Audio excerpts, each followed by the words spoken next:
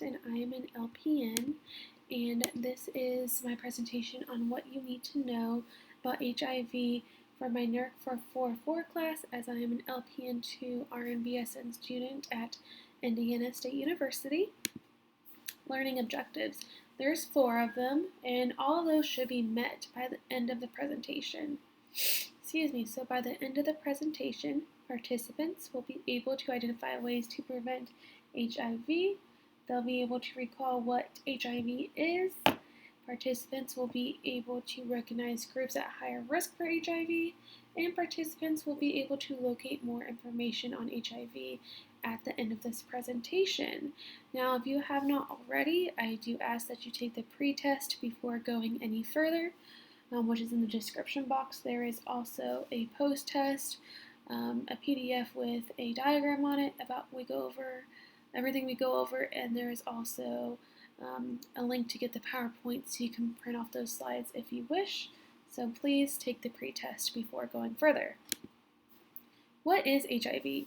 HIV is a virus that attacks the immune system. It came from chimpanzees in Central Africa, according to About HIV/AIDS 2020. Everything has to come from somewhere. Swine flu came from birds. Some viruses come from bats. This one came from a chimpanzee. Unknown when it exactly was found. So everywhere, different countries are saying, it developed different times. I know the U.S. said it roughly came here around 1983. But the unknown date of origin, is unknown. And that was also from About HIV/AIDS 2020. It can lead to AIDS. That's when your CD4 plus cells are decreased extremely.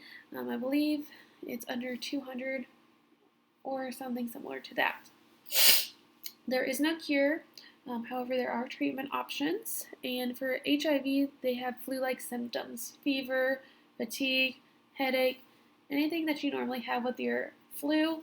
However, HIV symptoms normally last 2 weeks to 2 months. It can vary, though, person to person. What population is at risk? Gay men, high number of sexual partners. Martinez, Lopez, Woodard, Rodriguez, Madera, and Ickard in 2019 said Latinos and African Americans are at higher risk than other ethnicities. They did not specifically say why, so I do not have the information. I have tried to look that up. People below the poverty level are also at risk. When you're below the poverty level, you sometimes have to do riskier behaviors to get money to live.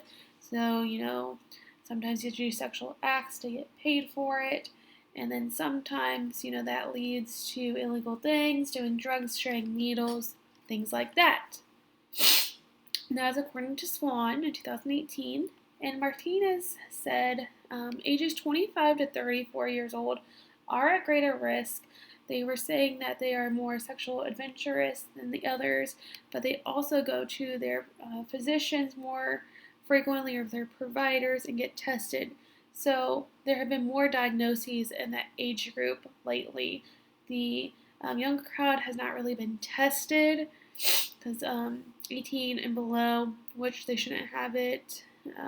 They can get it though, but it's hard to do research on them because they still need parental consent.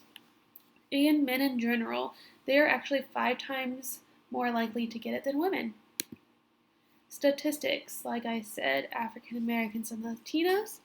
This one I found interesting. 1 in 7 are unaware of the infection when they actually have it. So that means 7 out of 7 people, 1 person out of that group does not know that they have the virus. Interesting. Again, 25 to 34-year-olds. In 2018, in the United States alone, there was 36,400 new infections. And that's just the ones that we know about.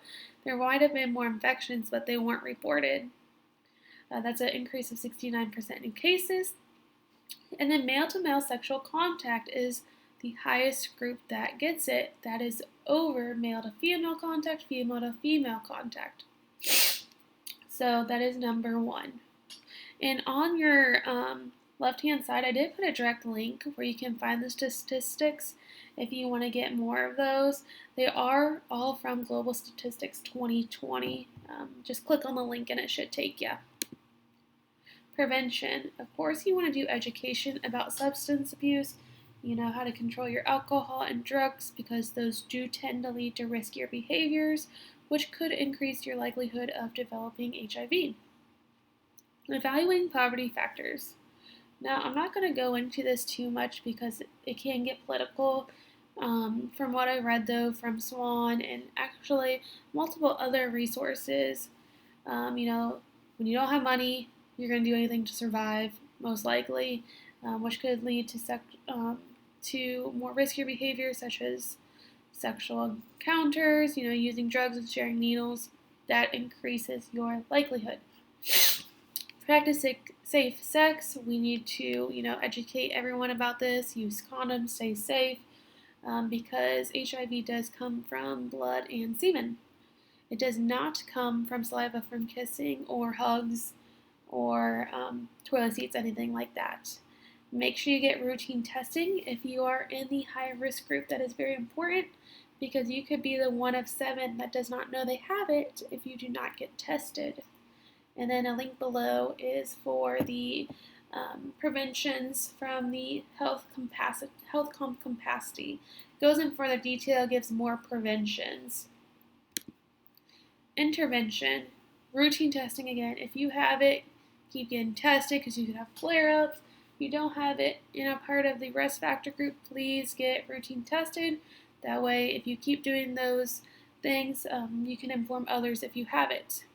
Make sure you get your vaccines. If your WBC count is low, that puts you at an increased chance to catch HIV, with the blood and semen. Make sure you get that because if you get pneumonia, influenza, anything like that, HPV, HBV, you will have an increased hard time fighting those diseases. And then I found this interesting from Crum Ciaflone in 2017. They said that nasal sprays do not work as effectively as the other ones for HIV patients. So I would look into that and see what your provider says because they said the nasal spray is not as effective. Then education. We want to make this not a stigma in the United States anymore. Educate, educate, educate. How to prevent, what you can do about it, How can we as a community help the people who have HIV? Easier access to healthcare. Make sure people have access so they can get tested, they can get education, they can know what's going on to help them have better lives. We want to make sure HIV testing is available everywhere. We want to make sure people can get their vaccines, have access to PPE so they can protect themselves from getting this disease. And then I also put in there ART. That's the ART therapy for HIV. You will be on multiple antiviral medications, not just one. You will be on a cocktail of them to help prevent this from getting worse. The CDC and HIV.gov have a tremendous amount of information, and I highly recommend you go on there. All those 4 above are hyperlinks. They give you a great amount of information and go in detail about why it is what it is. So please, if you have a chance, go there and look on them. And also some of the post-test answers and questions came from these sites. These are the references I used. They were from the CINAHL, sorry, I don't know how to pronounce that, database that Indiana State University has graciously let us use. So these are the studies that I found. They are research studies and they are very interesting, so please read. If you have any questions or comments as well, please leave me a comment or question down below. And thank you for watching. I hope it was very educational. Thank you.